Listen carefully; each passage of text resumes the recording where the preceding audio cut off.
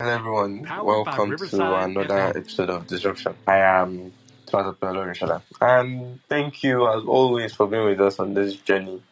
Thank you for staying with us from episode 1, and now we're at episode 7 of the first season. Thank you very much to everyone who has been listening, and if you know people who haven't started listening, please send them the link to this podcast. Yes. Also, if you have been listening and you haven't followed us either on X or Spotify, you should follow us. All right.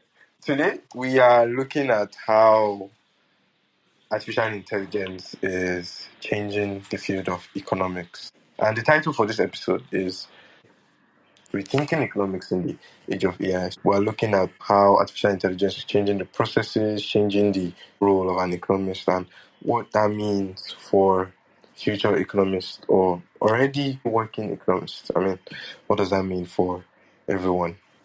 Yeah, and with me in the studio today, I have Jeremiah Ayegbusi, who is an economics analyst working at Arbites. Jerry, we go way back. I mean, Jerry finished from Redeemer's University, and he was the academic officer of the department as at the time. So yeah, Jerry is an economics analyst at Arbites, and he conducts research and writes articles on economic trends, financial markets, and public policy. Jerry, Yeah, nice. Thank you so much for having me. thank you for It's a joining. pleasure to Thank be you for here. thank you very much. So we Yeah, have a lot to talk about. Artificial yeah. intelligence, we have data, the Nigerian economy. But before we get into all of that, can you just walk us through your background? How did you end up being an economist? What was the journey like? What was your thought process into saying, I want to study economics? Okay, yeah, I think that's a very interesting question, and funny how I actually tell people this story about how I got interested in economics and went to study it in university. So initially, when I finished JSS 3, that's the junior secondary school. My school, they usually grade us based on performance of the JSS 3 exam, and they basically put me in art class. You get so, and when I was in art class for about 3 weeks, thereabout, and then we were doing CRS, literature in English, Mm. all these courses that we probably did a few of them in junior secondary school.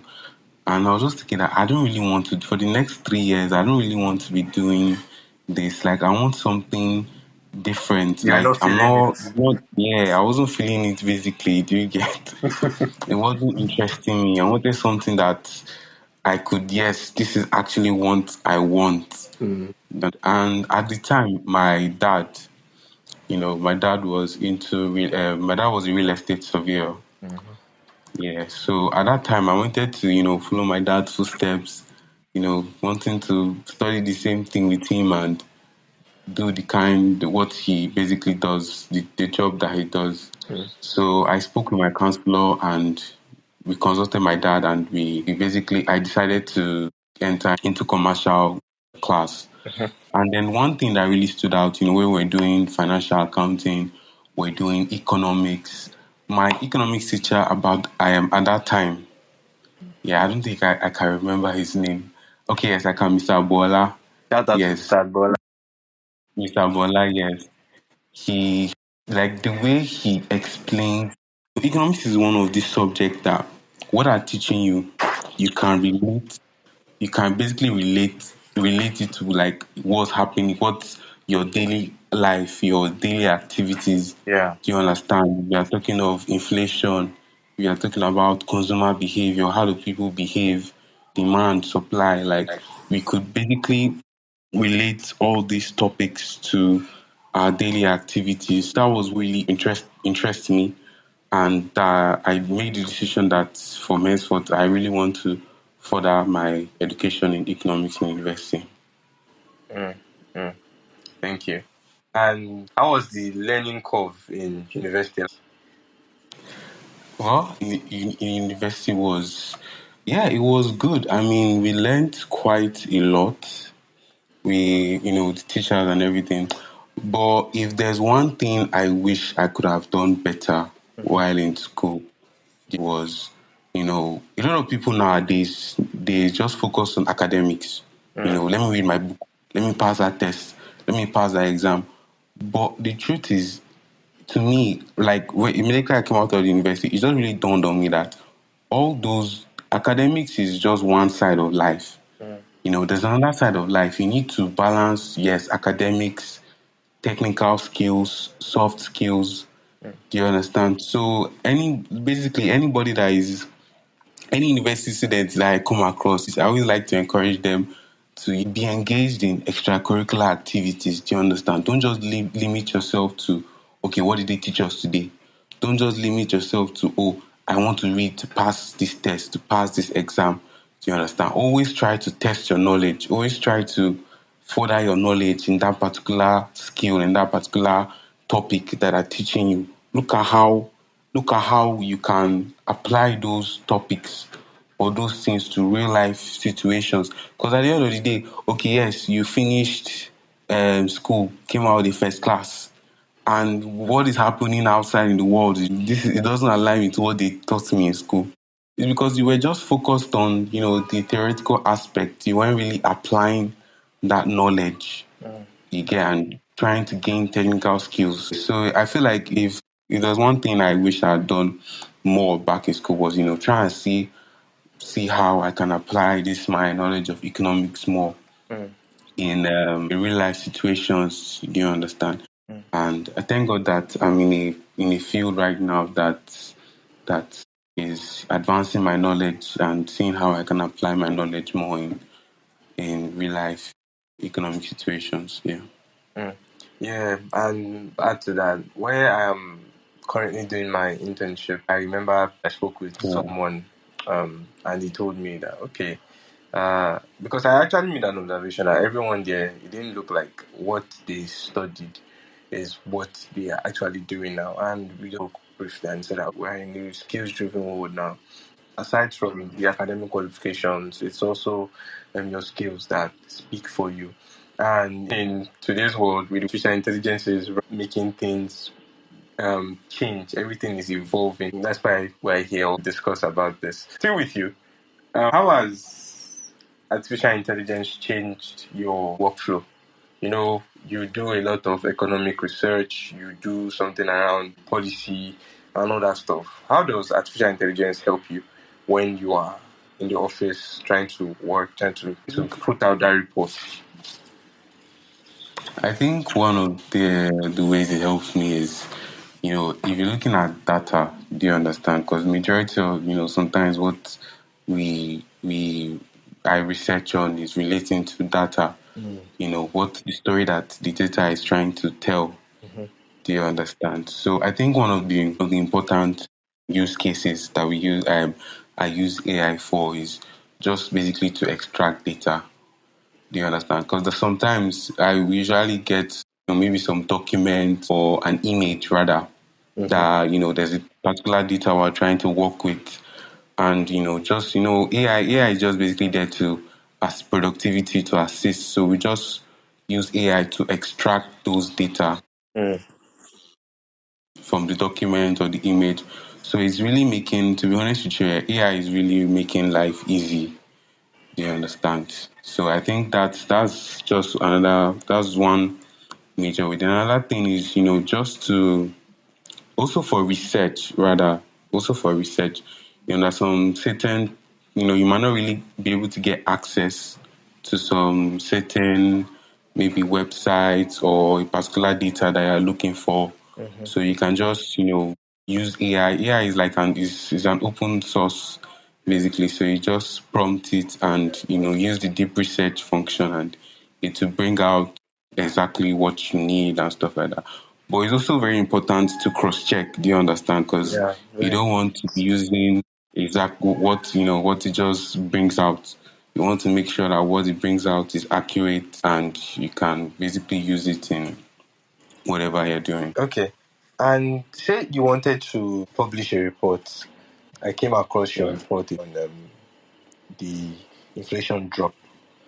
What is your process like from ideation to the final report? Okay. So I think the report, the recent inflation report was not actually done by me. Let me just correct that. It was done Okay. by my colleague. Okay. Yeah, because I was working on something at the time Okay. that MBS, there's a Natural Bureau of Statistics, released the report. Mm-hmm. So the ideal, thought process is, once they release the report, the first thing you think about is, okay, the inflation rate, the headline inflation, that's basically the year-to-year inflation rate. Did inflation increase? Did it decrease? Do you understand? So we'll just look at what exactly the MBS is trying to tell us for that particular month. I think it was June inflation, and it basically fell to, I think, about 22.9%, if I'm not mistaken. Yes. So you first of all have to look at, what exactly MBS is trying to tell us about inflation for that particular month. Then we'll try and look at, the previous month. Is it a trend? Has inflation actually been dropping? So actually, inflation has, for the past, about ever since, MBS just recently rebased the inflation data. Yeah. Do you understand? And rebasing means that they basically changed the base year. Yeah. I think previously they were using 2014 as the base year, and they just recently started to use 2024 as the base year for inflation. And also, So that drastically, just yeah, just to backtrack there, it's yeah, inflation actually eased to 22.2%, down from 22.97. Yeah, 22.22. okay. I was talking about rebasing. Yes. Yeah, so inflation before, it wasn't really around that 22%. It used to be, I think in December it was around that Mm-hmm. 34.8%. So that rebasing drastically just brought down the figure. Mm-hmm. Do you understand? So we also consider that, and then it's really, ever since they did that rebasing, inflation has been on a downward trend. Mm-hmm. Rather, so from January, February, March, it has been on a downward trend. So we're looking at basically disinflation and all of that. So we have to put that thought in. Then we also look at urban inflation. How is inflation affecting our metropolitan cities, our major cities like in Lagos? Then we also look at rural inflation. Then from there we look at month on month inflation. We look at core inflation. Core inflation is basically excluding volatile volatile goods like crude, like fuel and food. Okay. Do you understand? Because if you're looking at inflation in month on month, when you're talking of fuel, the fuel prices used to change rapidly over time, even food prices. So we are looking at inflation away from those goods. So that's just telling us then the story of core inflation. Then from there we look at inflation based on states.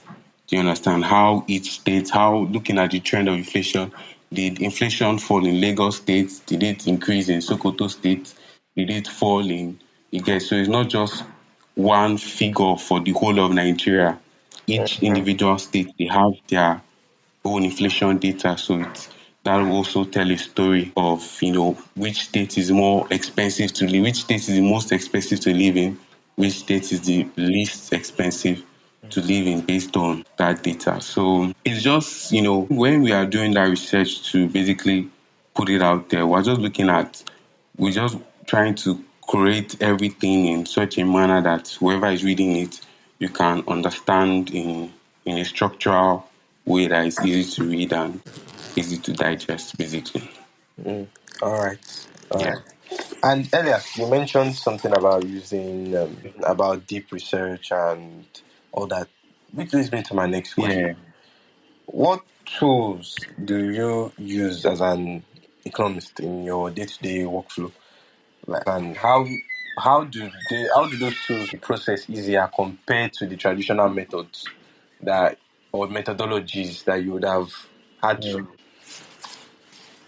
I think, like I said, the first one is, I think I mentioned one of them earlier. One is, extracting data from documents, because sometimes majority of this research work we do, are usually sometimes restricted to time.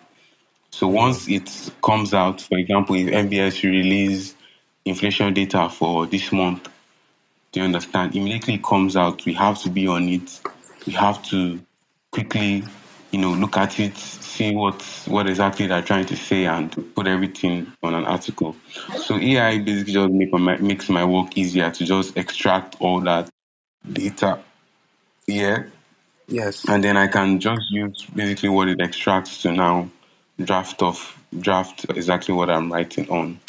Then another thing I use AI to do is to for data, sometimes for just quick data analysis. Like sometimes trying to look at changes, you're trying to look at trends, you're trying to look at percentage changes in a large amount of data. Do you Mhm. understand? And you're limited with time. So there's no really time to start imputing what you're trying to do in Excel, and then start using formula to basically calculate the changes or whatsoever. So I think AI is very useful in that area as well. Just put it in AI, prompt exactly what we want it to do, the calculations we want it to do, and then we also cross check if it's correct, and it basically delivers it. And it also for data visualization too, Mm. also draw trends and all of that. So I think that's two major use cases that I use AI on a day-to-day basis. And what can you share some examples of AI tools that you are using? I use ChatGPT, Okay. I use Grok. Then okay, yeah, another thing is I also transcribe, when in terms of like all these, how do I put it now?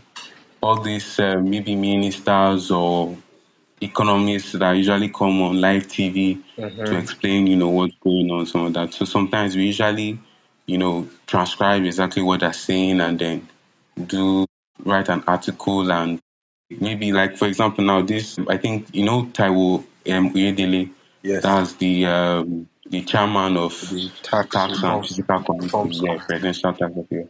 So they just recently passed. There was a four let me just say tax laws, because they've already passed it.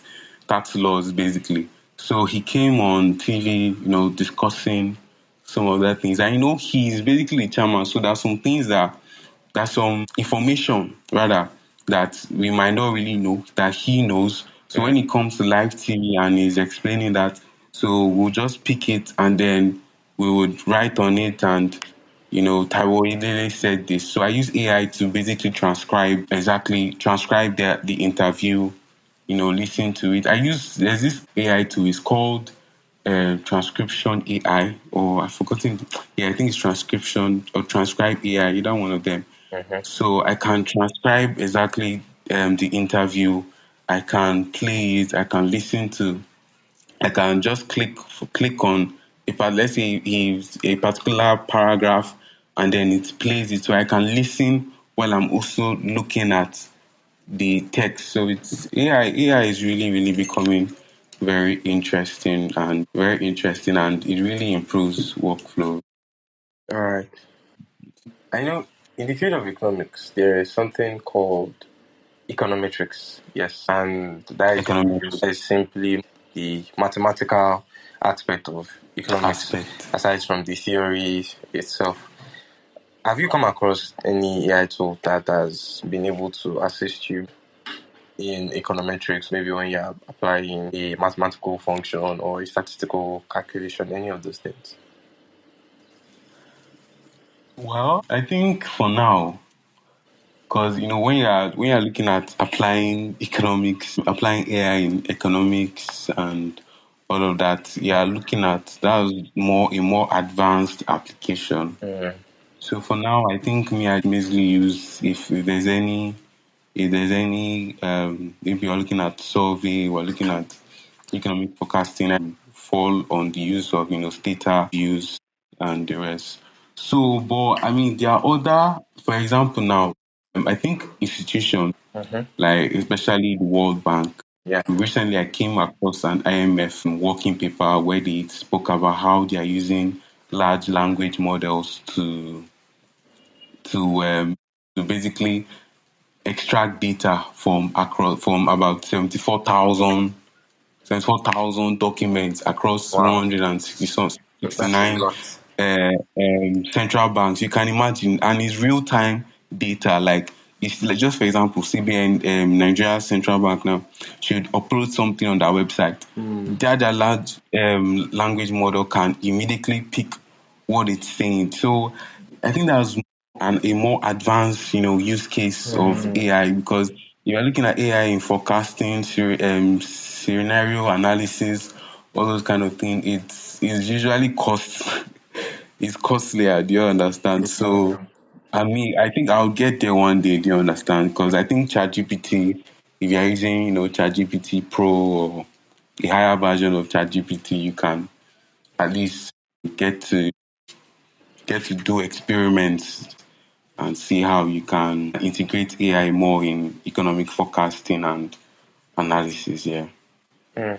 So, but as from what I've seen, like I've seen economic institutions, big institutions that are actually really leveraging the use of AI in their forecasting, and it's basically an econometrics analysis rather.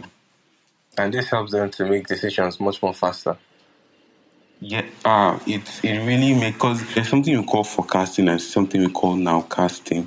Like, if you said, Can you expatiate on the forecasting and that nowcasting okay, that we're you looking talked at about? forecasting. Forecasting is just like, okay, we are using data in economic, in models rather, Mm. to predict, to predict the values or predict out future outcomes rather. So that's more forecasting. So Okay. you're talking about nowcasting now. Mm-hmm. We are basically using real time data. That is data that, it's happening in real time to predict, things that are going to happen now. Do you understand? So I think I don't know if you've heard of Bloomberg Terminal. I've heard of it. Do you understand? So Bloomberg, you've heard of it exactly. It gives you the real So time market data.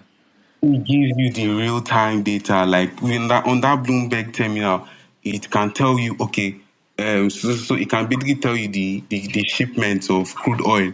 Mm. Okay, crude oil is, as the vessel is leaving one port to another. So it's giving you that real time data. Okay, US oil inventories have dropped. It's looking at different currency Mm. rates of basically large countries against the dollar or against any other currencies. AI is really evolving, how we basically look at data Mm. and how we use it basically. So that's just it. Thank you very much, Jerry. Yeah, welcome. Yeah, so let's come home back to Nigeria. Our economy isn't doing as well as it should, and put it that way. Can you explain so that people have like a true sense of what is actually happening in the Nigerian economy? What isn't working? What is wrong? I think that should be the question. Okay. So I think what is is wrong rather. For okay, let me put it this way.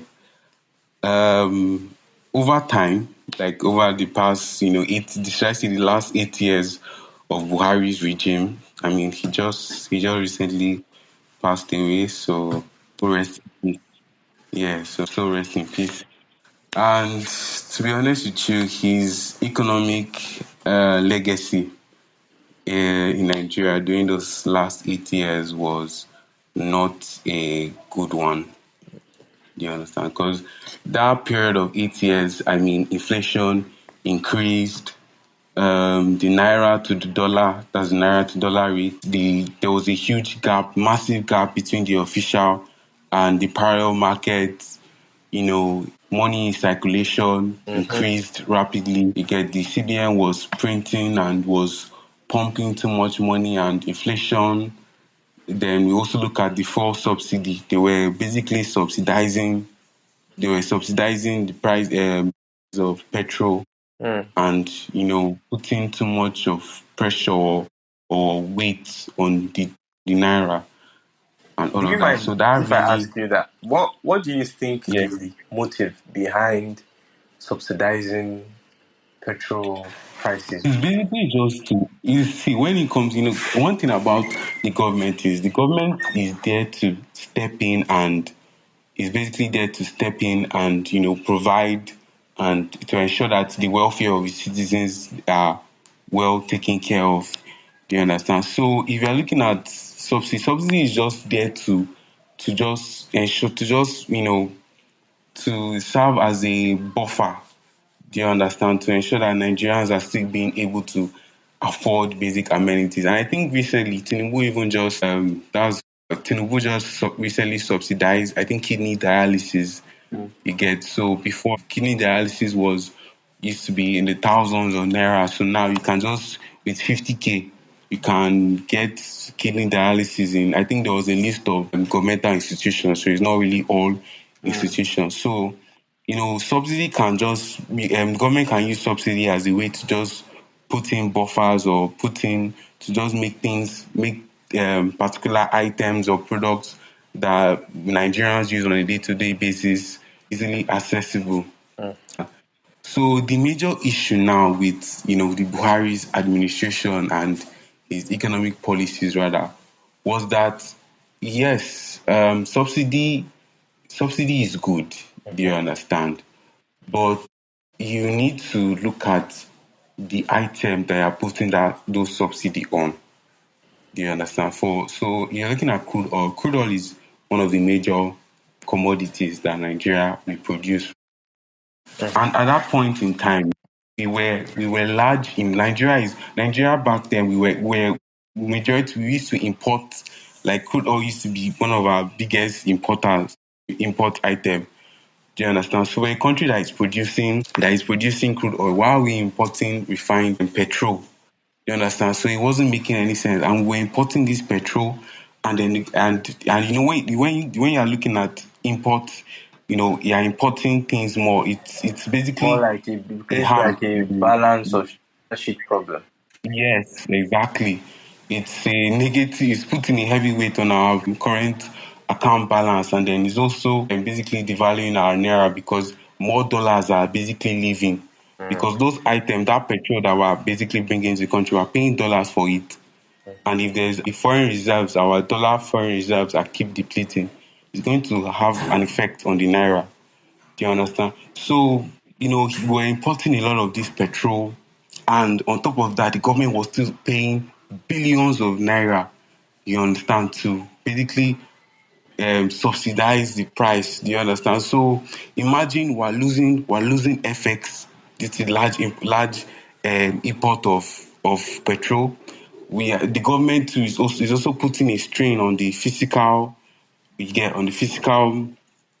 side of the government, because they are basically using billions to subsidize petrol. So it wasn't really making sense and all of that. And also look at the naira before. The naira was, I think the naira was, then it used to be determined by the central bank. So the central bank was putting measures in place to ensure that, okay, the naira in the official rate does not exceed past a particular rate. Do you understand? And that basically caused the gap between the naira on the street. If, let's say, for example, now you want to buy dollar, I don't know, maybe you have something that you want to do, or you want to travel out of the country, and you want to get dollars here in Nigeria, and you want to exchange.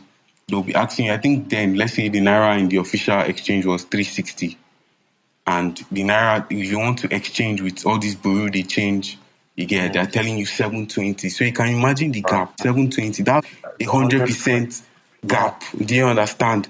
So so it wasn't really making any sense. And we thank God, to be honest, a lot of people might argue, or I don't know, if people that support Obi.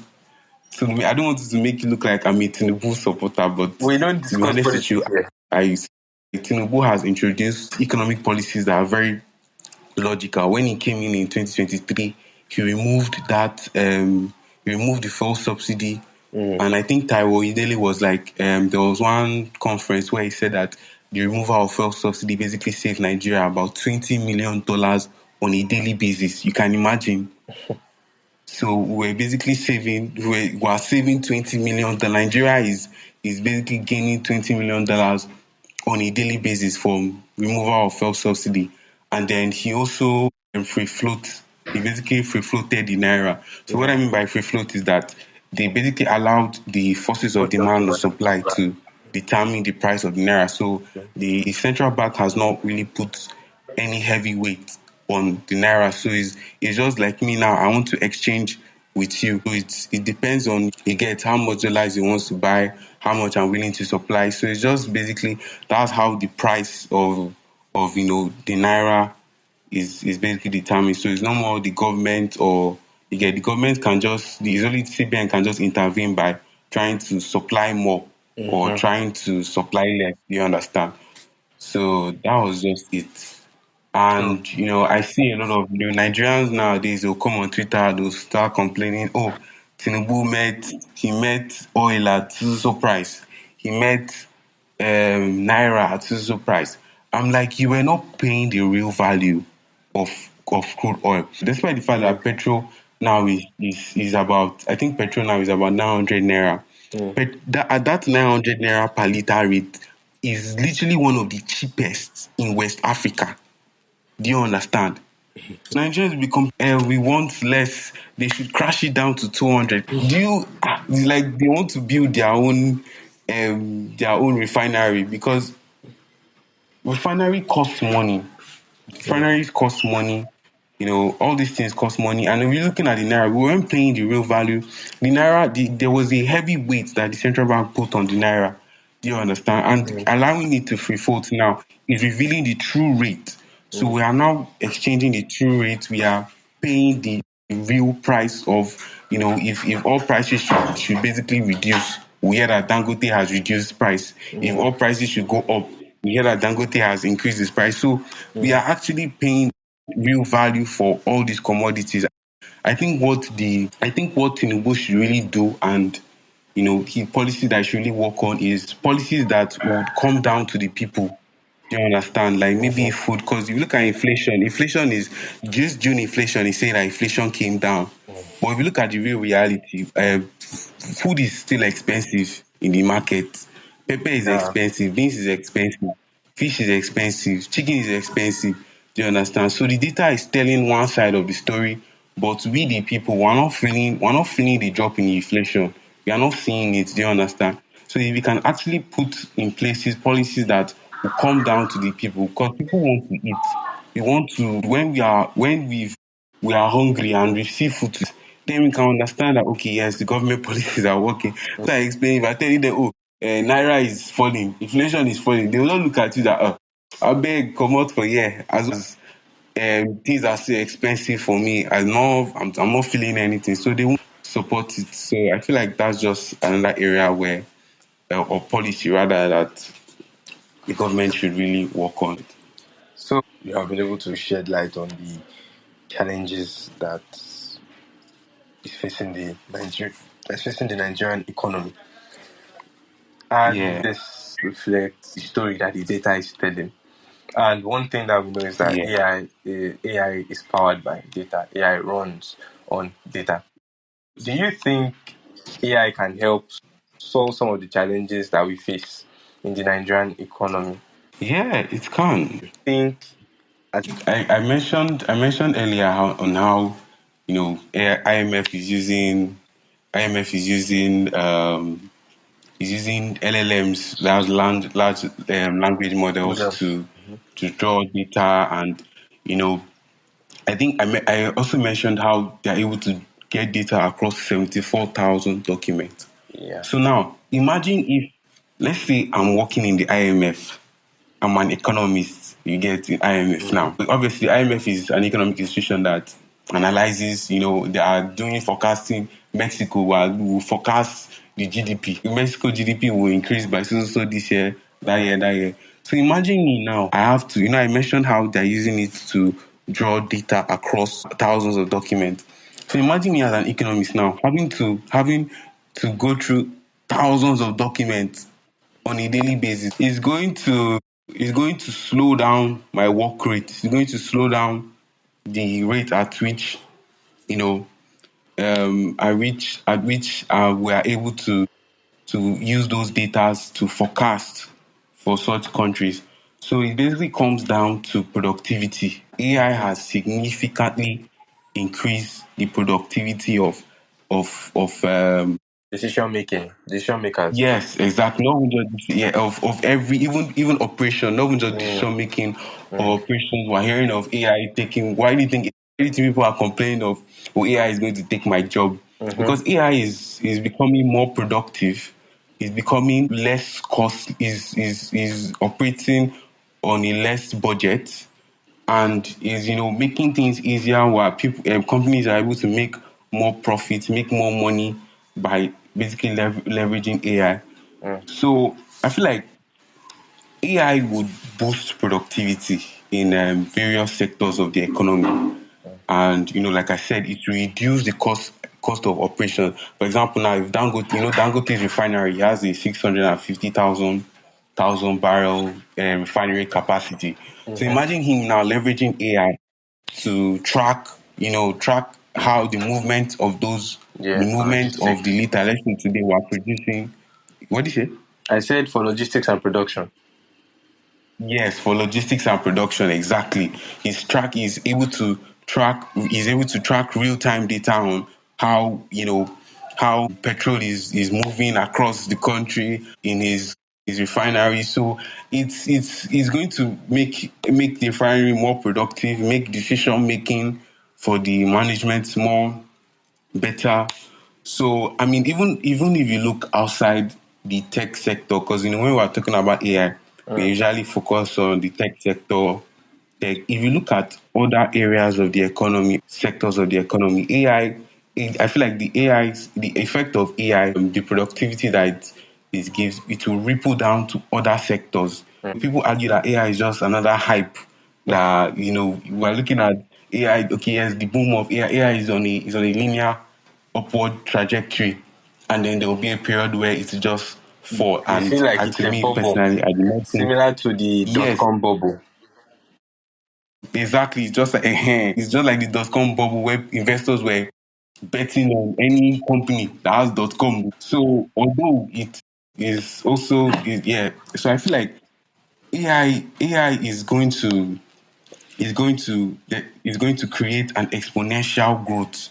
So it's Mm, not just going to be just a linear growth, it's going to be an exponential growth, and it's going to be sustained over a long time.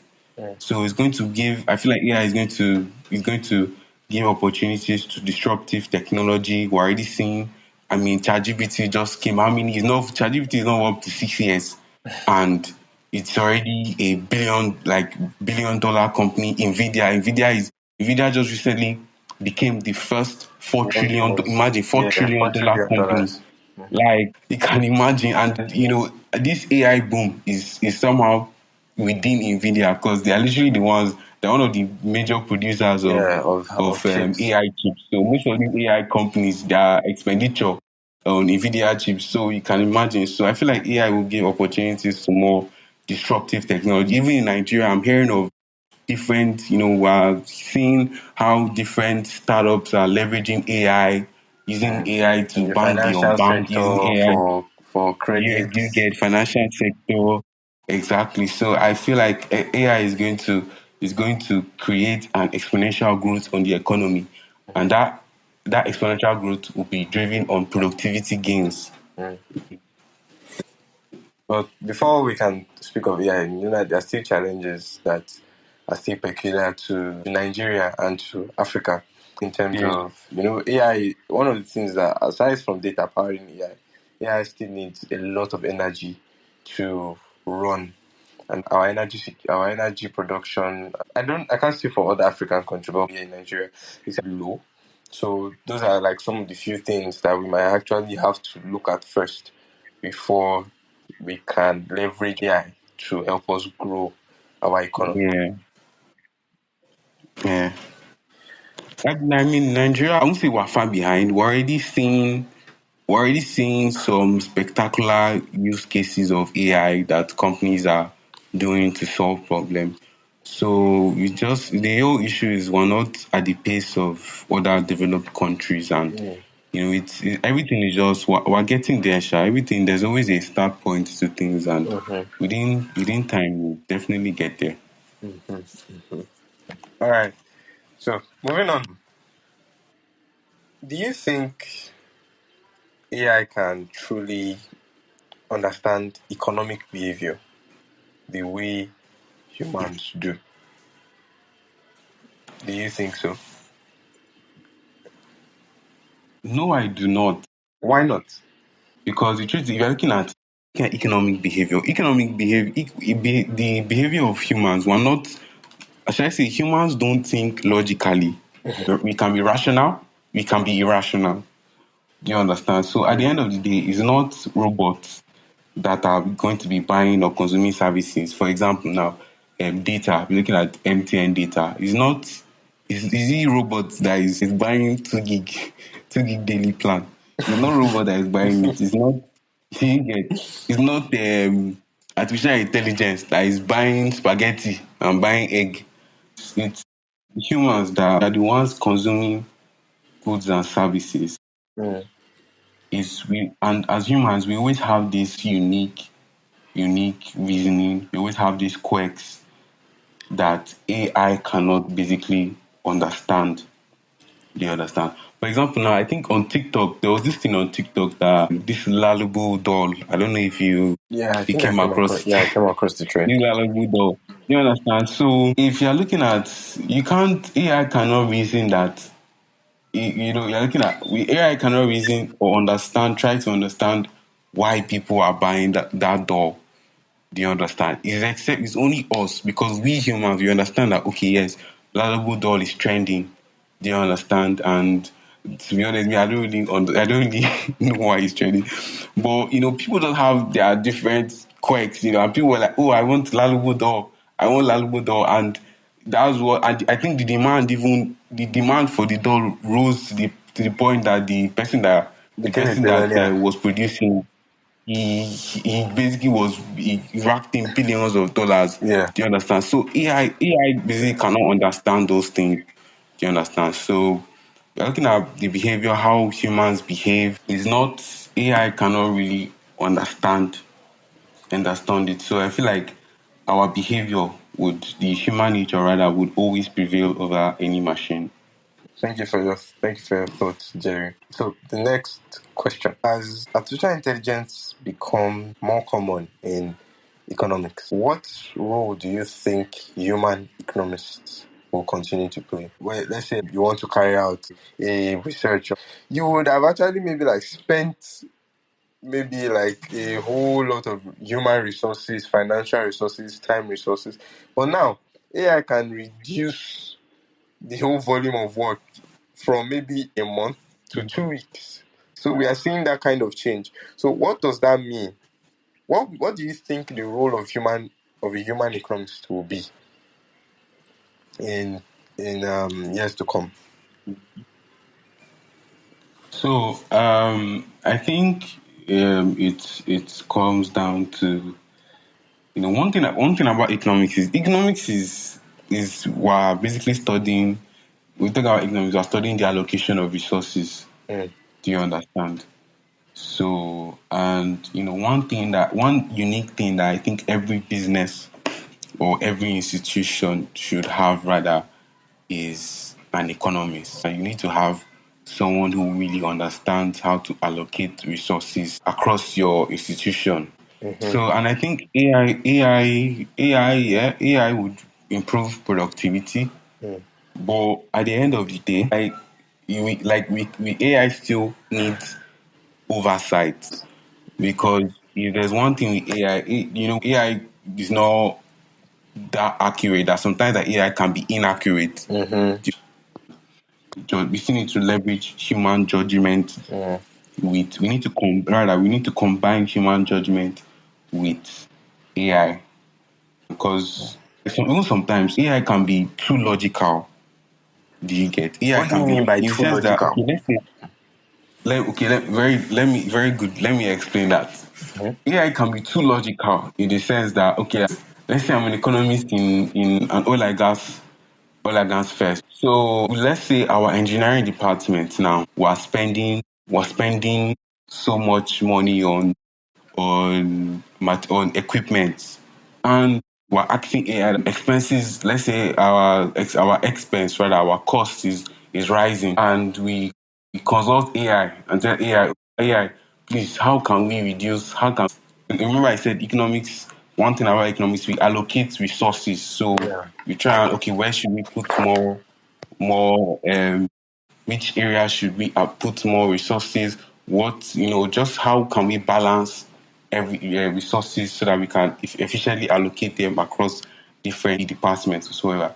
So yeah, I can just be like, okay, AI can just notice. So when we feed the data to AI, and AI notices that engineering department is the cost is too much. So AI will now tell you that, okay, the logical thing is to reduce costs, is to cut down the cost maybe by half of what we are spending on the engineering equipment or the engineering resources. And obviously if you, even as a human being, that would be the more logical thing to do, right? If I'm not mistaken. The truth is that engineering department, that the place where, the equipment that are using to monitor maybe crude oil production, the the engineering equipment that are basically using to maybe drill the oil, store the oil, all those other things. That's the core of the business.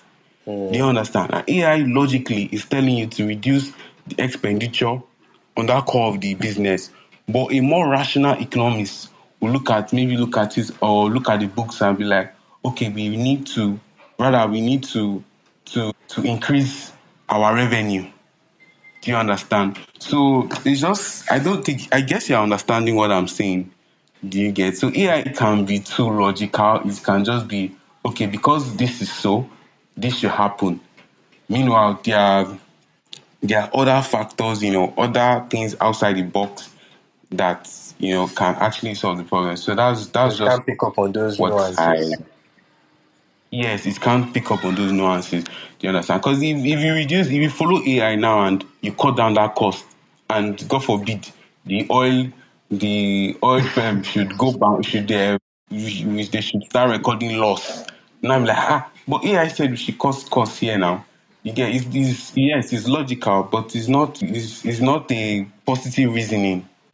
We need Mm-hmm. to look at it and make our own decisions, and we can make decisions based on what it says, but we can also, look at it from a different perspective or a different angle. Yeah.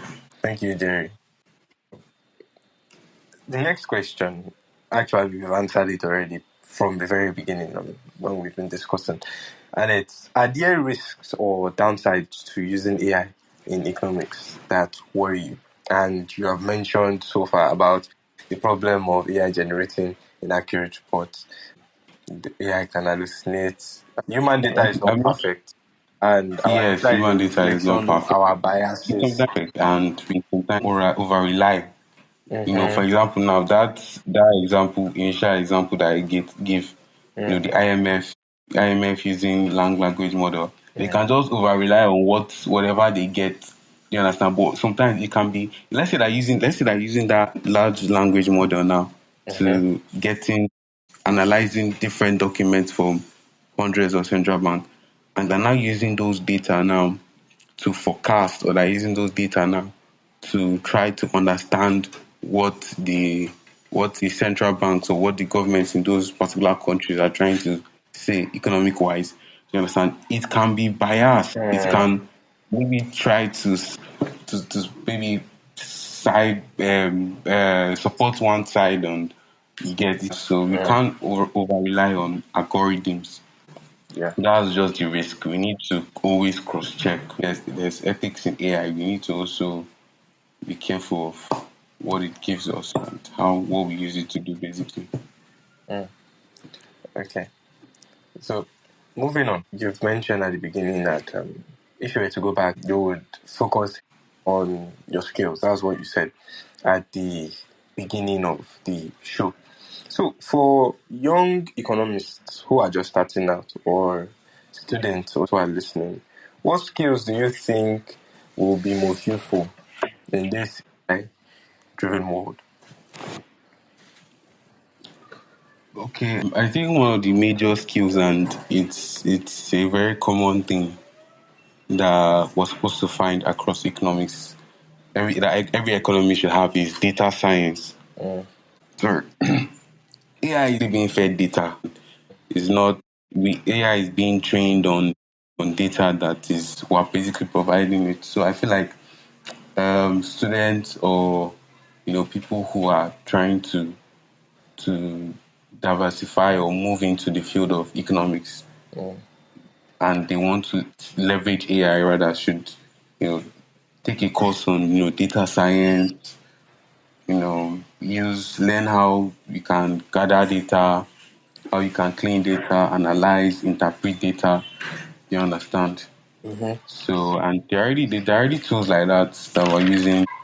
We have Power BI, Excel, Python, R, where you mm, can leverage all those data tools to understand how data basically works because AI runs on data. So the mm, more you understand data, the more you can bridge the gap between AI and economics. Rather. mm. Another thing is machine learning, Okay. and we need to take a course in machine learning, AI fundamentals. I mentioned earlier of forecasting. Yeah. Sometimes institutions are already using AI to get more accurate forecasting figures because Mm, IMF, maybe if the IMF should get data on Nigeria and it should say, okay, Nigeria's GDP will grow in the next will grow by 3.4%. I think recently they just actually said in IMF four working paper or something like that. mm, The IMF recent consultation to Nigeria, they said that Nigeria's economy will grow by 3.4. Although I think they increased the I think before they said it was three. I think it was 3.2 before. Then they mm, appraised it or they increased it to 3.4. mm, I'm pretty sure they're basically using AI to more accurate figures, more accurate forecasts. So that's just it. As economists, economists need to understand AI. We need to understand how those predictions work. How do we enable better, accurate forecasting and all of that? That would give you more knowledge on how we are using data at the point in time. And it also mm. lead to more innovation in economic modeling. And because one of the major integration of AI and economics is economic modeling, so it will lead Can you to more explain what economic innovation. modeling is Yeah. about? So economic. When I talk about economic modeling, it's a logical representation of real world system. Mm, Do you understand? Is we are looking at the behavior, the relationship between two or more variables. mm, So if you're looking at the consumption function now. Let's say we see that in economics, the consumption function. Look at the consumption is a function of income, and so income basically what you make on a monthly basis. Yes, you're making 600,000 naira on a monthly basis. It's going to affect what you consume. One of the economic examples is inflation and interest rates. Now, let's say you're looking at inflation, you're looking yeah. at interest rate, and you're looking at how the exchange rate affecting yields in treasury bills. I don't know if I don't want to go too advanced. So treasury bills are government securities citizens can invest in. So there are short term instruments, right? So they usually have maturities that are less than a year. So it's usually in days. It can be 90 90 days, days, 270 days, 180 days. Okay. 65 days before maturity.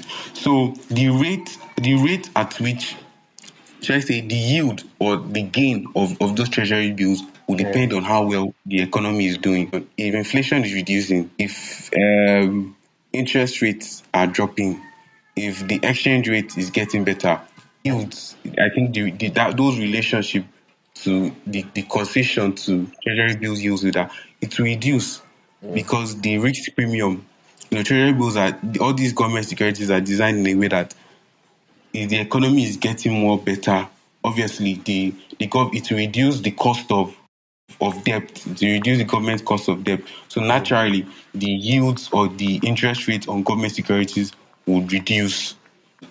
So another good example is something that is currently like happening is Nigerian stock market. Nigerian stock market is booming. Physical share price hit 100. 100 naira. Yeah, one of the first banks to hit that 100 naira mark. So if we want to put models in relations, why is Nigeria stock market, booming? So naira is stable. Investor confidence is getting better. Foreign portfolio investor coming more into the country because of the stable naira, and they're not scared of any devaluation. Maybe naira will just devalue, will just there will be sudden volatility in the naira, and it will reduce the value of their investment. So naira is stable, investment confidence is going well, inflation is reducing. Like, remember what I said, all those factors now is making government securities and their yields, rather, their interest rate more cheaper. So investors now are looking to the stock market to get higher yields because, if you're looking, I think there was one, it was it Better Glass that they said year to date now is gaining 400%. Imagine 400% on your investment. So investors now are moving Caveat, from, please, to our yeah, listeners. yes, We are not giving financial advice. Please do your yes, own we are not giving research. financial Contact your best. I stockbroker or reach out to your financial advisor in case you have interest yes. in investing. Never, Thank one you. another important thing, never invest in something you don't understand. If you Exactly. don't understand real estate, if one person is telling you buy real estate, you need to understand how real estate works before you invest. You want to invest in stock market, don't just follow the crowd. So just understand what you're investing in, brother. So you get. So as I was saying, so investors are now shifting from fixed income markets, moving Mm, from government securities rather to the Nigerian stock market, because the Nigerian stock market is gaining more interest. Do you understand? okay. People are making more money on their investment at a very faster rate.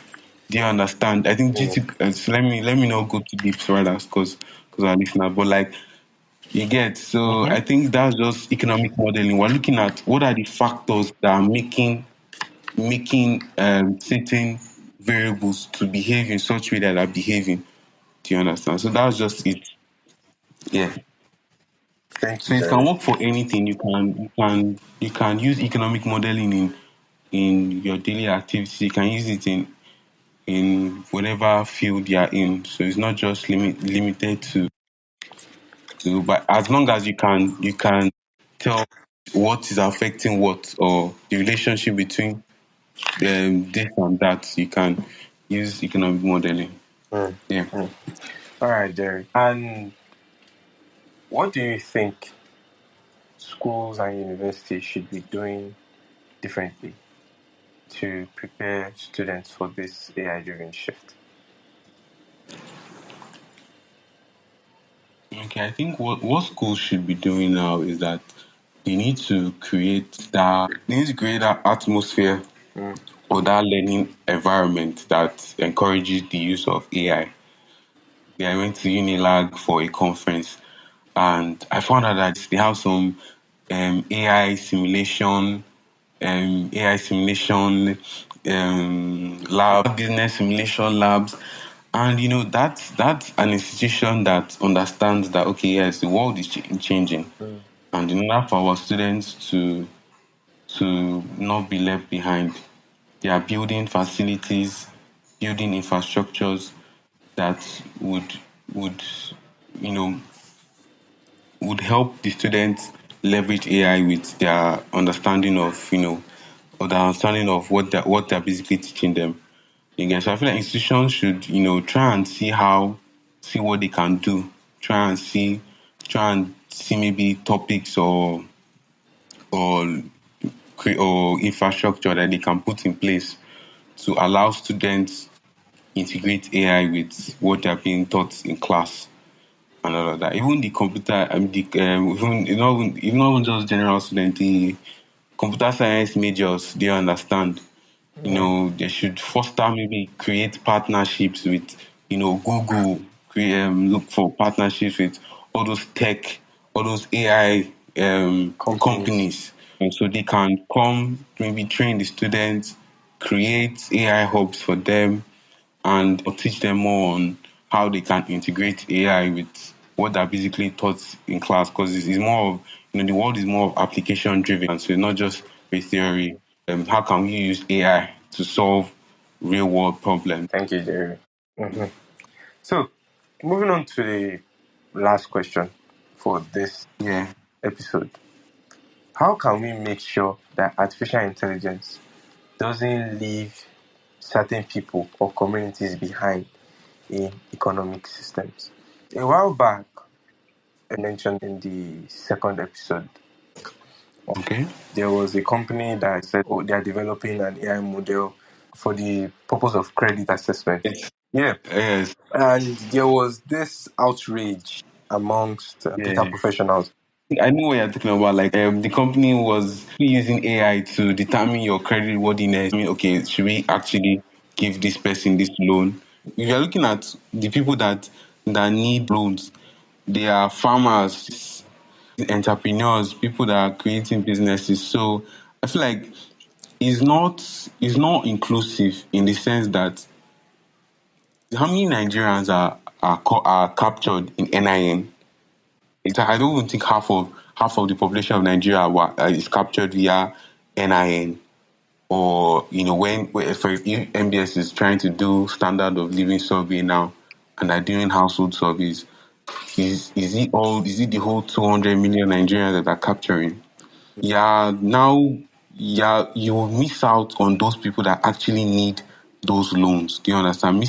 You miss out on people that are, what they produce or what they do is is very important to the economy. For example, one of the major things is agriculture. Majority of farmers in the north, majority of, for example, majority of what we eat comes from the north. And farmers in the north, majority of them are not online, and some of them they don't even use banks. It's just now that we're starting to see. I think recently, Money Point, the founder, Tosin. he said they went to the north to understand things. So I feel like it's definitely getting better.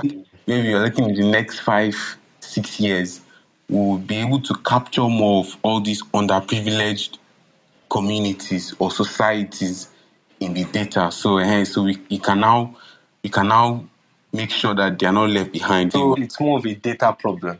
Yes, it's more of the data problem. Mm. It's more of the data problem. And moving forward, I feel like we need to leverage AI in a way that it is human centered. Mm. It should support. It should We should leverage AI in a way that is also supporting the informal sector. Do you understand? So, for example, now what I mentioned of Money Point going to northern Nigeria now is a very good way. They're trying to see how they can leverage their banking services, how to provide banking services to the northern farmers.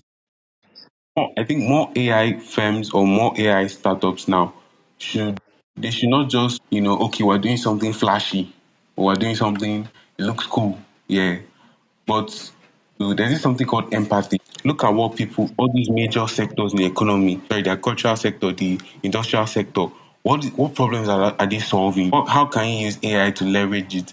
Because if it's me now, the idea of using AI to determine the creditworthiness of people, what about the farmers that we can't access that data? Are Data. we trying to say that we will not give them loans? Do you understand? Are we trying to say that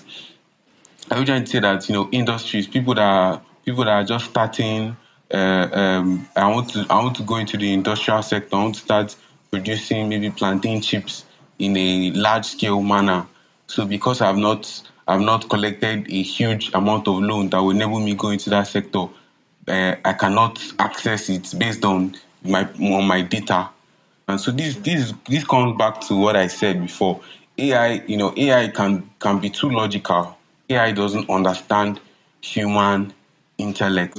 a human will look at, this person wants to, this farmer now, he has huge plots. He has the potential, to to scale his farming and possibly make profit. So AI will just be like, okay, no, he has not collected loan before, he has not done this one. But human judgment can understand that, okay, yes, this is actually a scalable use of this loan. He's actually going to do something like the next 5 years, he can actually be able to pay back this loan.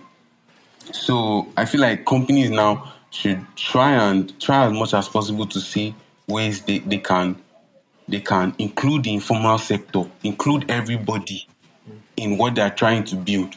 Not just build something for a particular demographic. Try and see how we can bridge the gap among communities and ensure that everyone is not left behind in the evolution of AI. Well said. Well said.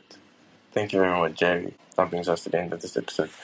Thank you for making out the time to be here with Yeah, us thank in you the so much. studio today. And if you haven't followed us on X, Spotify, please hit that button. Follow us on X so that you can be a part of the conversation and reach out to us if you do have any questions regarding this episode or previous episodes. And also, you can reach out to Jerry if you still have further questions. His link to his bio will be included in the description of this episode. Okay, Jerry, before you leave, Yeah, this is our tradition now, and we've been doing yeah. it from episode 1. If you could develop an AI system to solve one problem, Okay. either in Nigeria or abroad, what would it Yeah. be? Okay, I think there was one I recently thought of that it got me frustrated was when I bought something, what do they call it again? Yogurt, I be ice cream from all these fun nice people, and I wanted to do transfer. And like, it does not collect transfer. I was like, let me just call bank I beg, because I didn't have cash and I wanted to take ice cream. So he called the bank that I Okay. know that if I do that transfer, it's going to take 10 years before they will send me, because they were using button phone, and I had to take them 10 years before SMS alert to drop. So I was just thinking that, is there a way we can create, a solution where all these people that don't have access to, mobile devices, that we can create real-time SMS alert, just like the way OPay is doing. Mm, OPay has revolutionized that speed in terms of transfers. So is there a way we can bring that speed now in terms of SMS alert? So those people that don't have mobile phones now, immediately we transfer money to their account in 0.00001 second, boom, they are receiving SMS alert.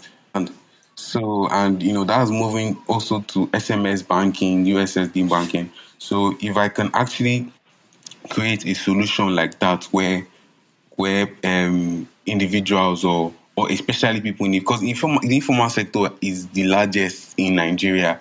So everybody has access. What they have is button phone, so it's SMS. So if I create something that on a constant, like instantly, that's seeing that as transfer, to make them trust them is to make them trust digital services more.